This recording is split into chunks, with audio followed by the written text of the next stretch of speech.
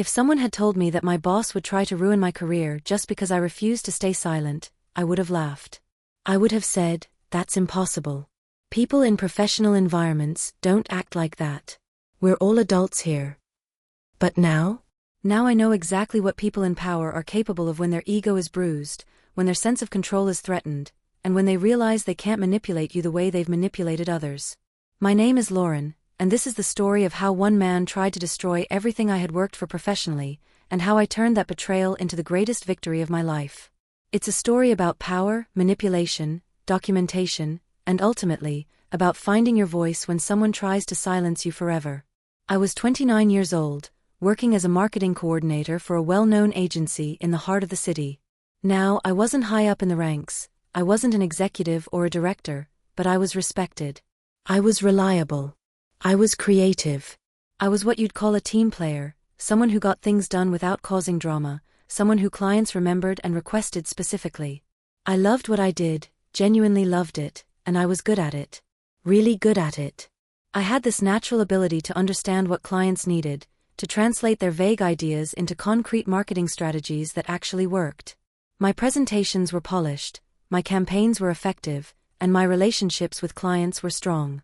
My boss, Alan, was a completely different story altogether. On the surface, he was everything you'd expect from someone in his position: charming, well-dressed, articulate. He had that fake polished smile that people in power wear like armor, always perfectly white teeth and perfectly timed laughs. He was always talking about teamwork and growth and synergy, all those corporate buzzwords that sound impressive in meetings but mean absolutely nothing when you're dealing with the reality of working under someone.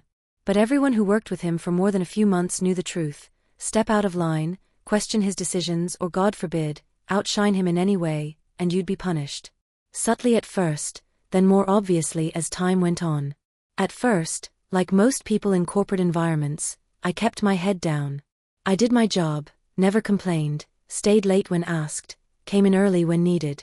I was the model employee, the one who said yes to everything, who smiled and nodded and made everyone else's life easier. I was even starting to get noticed by clients directly, which meant everything to me. There's something incredibly validating about having a client specifically request to work with you, about having them say, "We want Lauren on this account because she gets it." It felt like all those late nights and weekend emails were finally paying off. But that's exactly when the problems started, and looking back now, I can see the patterns so clearly. Alan didn't like anyone else getting attention. He didn't like it when clients remembered someone else's name, when they asked for someone else specifically, when the spotlight wasn't entirely on him. He was one of those leaders who saw every success of his team members as a threat to his own position, rather than as a reflection of his leadership abilities. He began undercutting me during meetings in ways that were so subtle, so professional sounding, that it took me weeks to realize what was happening. He'd interrupt me mid-sentence to clarify what I was saying, essentially rephrasing my ideas in his own words. He'd reassign my projects at the last minute, always with some excuse about better resource allocation or strategic pivoting. He started taking credit for my ideas, presenting them in the next meeting as if they had been his thoughts all along. And the worst part? He started sending me messages at night, messages that had nothing to do with work. I ignored them at first, telling myself I was probably reading too much into innocent comments. Maybe he was just being friendly. Maybe this was just his communication style. I tried to stay professional, to give him the benefit of the doubt, because that's what we're taught to do, right? Don't rock the boat. Don't cause problems. Maybe you're misunderstanding the situation.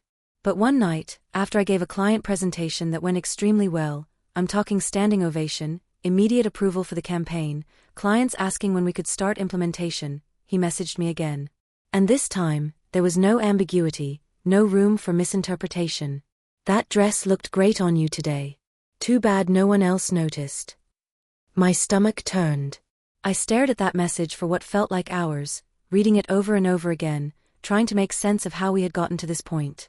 This wasn't a compliment. This was a power play. This was him letting me know that while everyone else was focused on my professional capabilities, on my ideas and my presentation skills, he was focused on something entirely different. He was reducing me to my appearance, to my body, to something he felt entitled to comment on. I replied professionally, the way HR would probably advise in one of those workplace harassment seminars: "Please keep our communication work-related." Short, direct, Professional. No room for misinterpretation on my end either. The next morning, everything changed. My calendar was suddenly cleared. Every meeting I had scheduled, every client call I was supposed to be on, every project check-in gone. My name was removed from a major pitch we'd been working on for months, a pitch where I had done probably 60% of the strategic development. No explanaschen. No conversaschen. Just gone. That's when I realized with crystal clarity, this wasn't just petty office politics. This wasn't just a personality conflict or a misunderstanding. This was personal, and this was calculated. He was systematically removing me from everything that made me valuable to the company, everything that gave me visibility and credibility. What would you do if your boss tried to sabotage your career for rejecting him? Would you stay quiet? Would you hope it would blow over? Would you start looking for another job immediately? I decided I wouldn't let him win. But I also knew that if I was going to fight back, I had to be smart about it. I had to be strategic. I had to have evidence, because in situations like this, it's not enough to just tell the truth, you have to be able to prove it. So I started documenting everything, and I mean everything. Every inappropriate message, every project he took from me, every time he cut me off in a meeting, every snide comment, every accidental exclusion from important emails. I saved emails in multiple folders. I screenshotted Slack messages and WhatsApp messages. I took detailed notes after every phone call, every meeting, every interaction, noting the date, time, who was present, and exactly what was said. I even started recording some of our one-on-one meetings on my phone, legally of course, in a one-party consent state. I also began quietly rebuilding my network, reaching out to former colleagues who had moved on to other companies, strengthening connections with clients who had enjoyed working with me, reconnecting with people I had met at industry events. I didn't know exactly what was coming, but I knew I needed allies. I needed people who could vouch for my work, my character, my professionalism.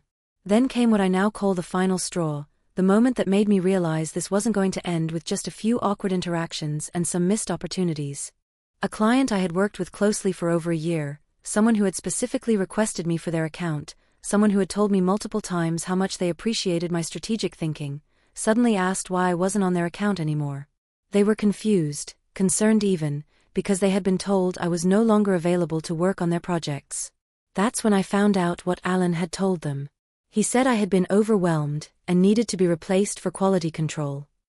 He painted me as incompetent, as someone who couldn't handle the workload, as someone whose work quality had declined to the point where the agency felt they needed to make a change for the client's benefit. That lie wasn't just insulting on a personal level. It was damaging to my professional reputation in ways that could follow me for years. It was the kind of lie that, if left unchallenged, could destroy my credibility not just within the agency, but within the entire industry. So I scheduled a meeting. Not with Alan. Not with my immediate supervisor. With HR. And I didn't just schedule a quick 15-minute check-in. I blocked out an entire afternoon, because I knew this was going to take time.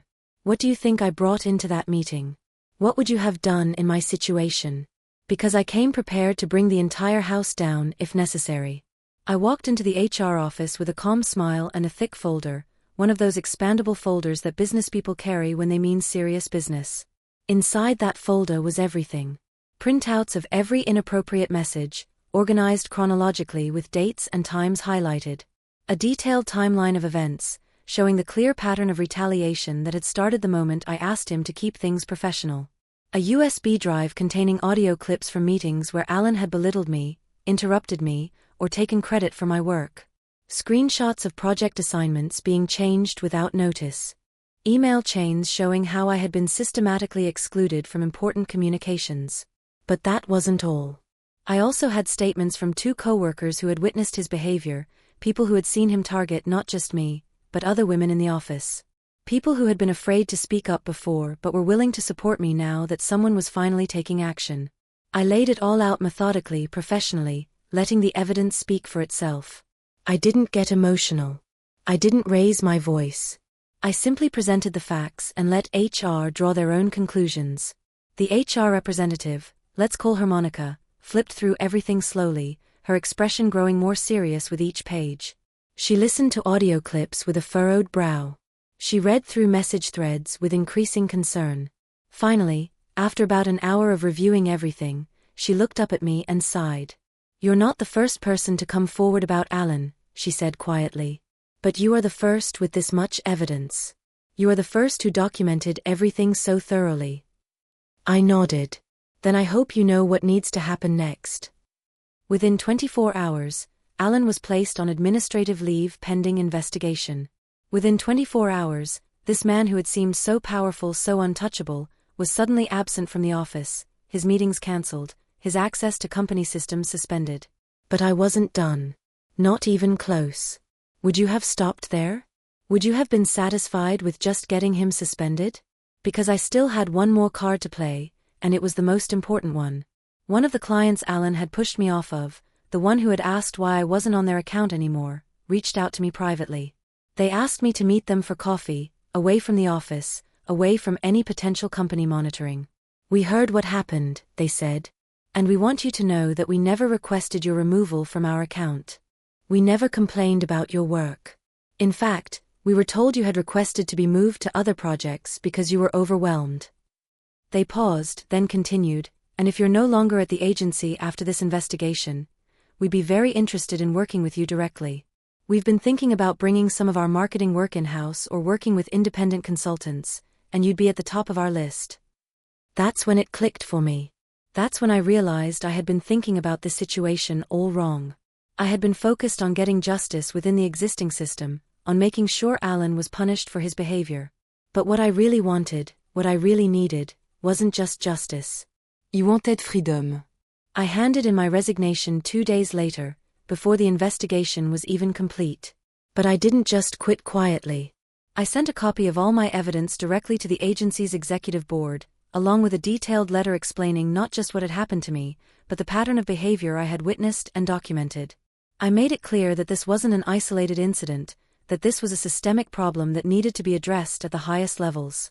But before I left the office for the final time, I did one more thing that ended up changing the trajectory of my entire career.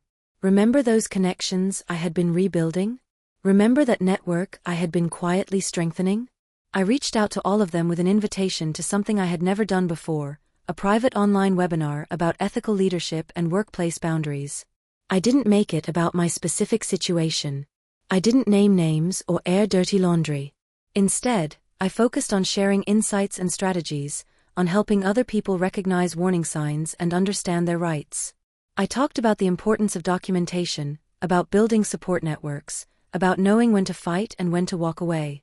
I shared anonymized scenarios based on what I had experienced, but also on stories other people had shared with me over the years. The response was incredible. People loved it. They were hungry for this kind of honest, practical advice. They wanted to hear from someone who had actually been through it, who had actually fought back and won. It sparked conversations that went far beyond that initial webinar. Messages flooded in from people saying they had felt powerless in similar situations, but now they understood they had more options than they had realized. They were starting to document things too. They were setting boundaries. They were speaking up. I realized that my story wasn't just mine. It was part of a much larger pattern, a much bigger problem that affects countless people in workplaces everywhere. The webinar was so successful that I decided to make it a regular thing. Then people started asking if they could pay for more detailed sessions, for one-on-one coaching, for customized training for their own teams. Meanwhile, Alan's situation was deteriorating rapidly. The investigation had uncovered even more problems than my initial complaint had revealed. More people had come forward with their own stories, their own evidence. The agency was facing potential legal action not just from me, but from multiple former employees. Alan didn't just lose his job. He lost his reputation. He was quietly let go weeks later with no reference, no farewell party, no LinkedIn announcement about his next chapter. Word spread quickly in our industry. It's a smaller world than most people realize, and suddenly no one would work with him. No agency would hire him. No industry event would invite him to speak. Would you have left like I did? Or would you have stayed and watched it all burn from the inside? Because my real story, the story I'm actually proud of, started after I walked away from that toxic environment.